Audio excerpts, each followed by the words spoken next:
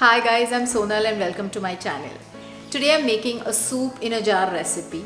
Salads in mason jars and oatmeals in mason jars and overnight oatmeals have been very popular on the net, and this is the newest concept. I have seen it on Instagram and I wanted to give it a try. So this is a soup in a jar recipe where you use a mason jar and you fill up all your ingredients and some of the soup base that you want at the bottom, and what you do is you carry it to work or you just store it in the fridge, and whenever you want to eat it you just get it out of the fridge for like about an hour before, and then add boiling hot water to this. Just shake the jar and probably pour it out and eat it, or you can just eat it out of the jar if your jar is wide enough.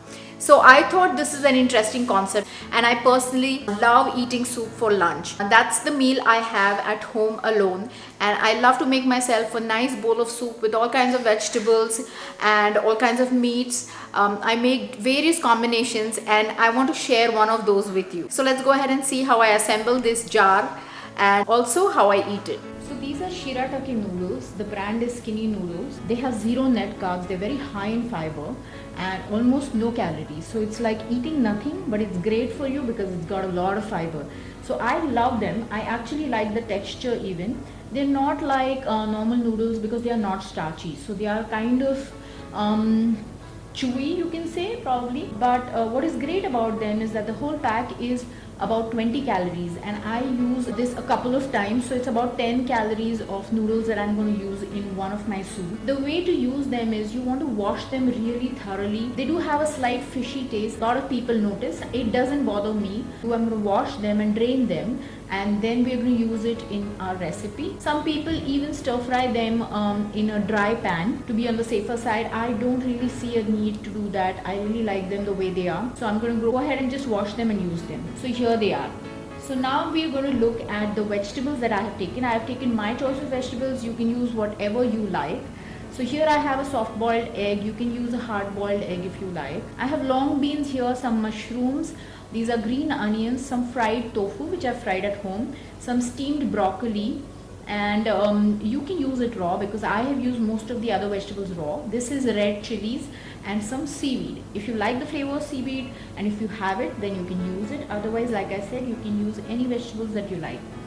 I really enjoy the flavor of seaweed, and it is high in iodine, so that's the reason I try to include that in most of my Asian flavored soups. So this is the jar that I'm going to use. I have a chicken base in it and some soy sauce. If you don't have chicken base, you can use a Bullion cube or any kind of base that you like or flavoring. Now I'm going to start adding my vegetables. I've added the mushrooms first. Here are the green beans which I'm using raw. You can stir fry any of these vegetables and use if you like. It does taste a little better, but I try to kind of get the benefits of eating a salad from this too.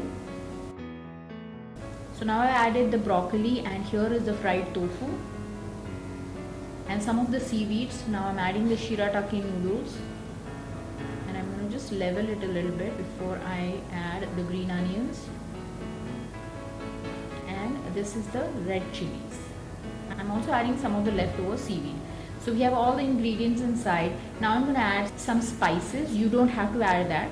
So this is some Amchur and Chilli Powder, some black pepper powder and 5 spice, some onion powder and garlic powder, and some rock salt. The ingredients are going to be in the description sections. This is the egg, and we are going to top it off with some toasted sesame seed. Look at how beautiful it looks, beautiful and vibrant. So what you have to do is you have to clip the lid on and leave it in the fridge in office or at home, and get it out of the fridge about 1 hour before you're going to eat it, so that the whole jar comes to room temperature along with the vegetables, so that when you add your boiling water, it doesn't immediately cool down. But it's a good idea to even put the jar in a microwave again to heat up the ingredients really well if you like to eat hot soups, which I do. So what I do is I get the metal ring out and I put the jar in the microwave. Use a normal mason jar so that you don't have any metal and you can use it easily in the microwave. I'm adding the hot water now, and I'm thoroughly mixing it because, as you know, the chicken base is at the bottom, and you want to make sure that it mixes and flavors all of the water, otherwise it's going to taste very watery. And that's a tofu and some noodles,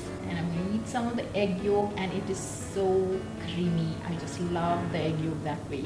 I hope you guys found this concept interesting and you're going to give it a try. If you do, please share your experience in the comment section, and also subscribe to my channel and click the notification bell to be notified every time that I add a new recipe.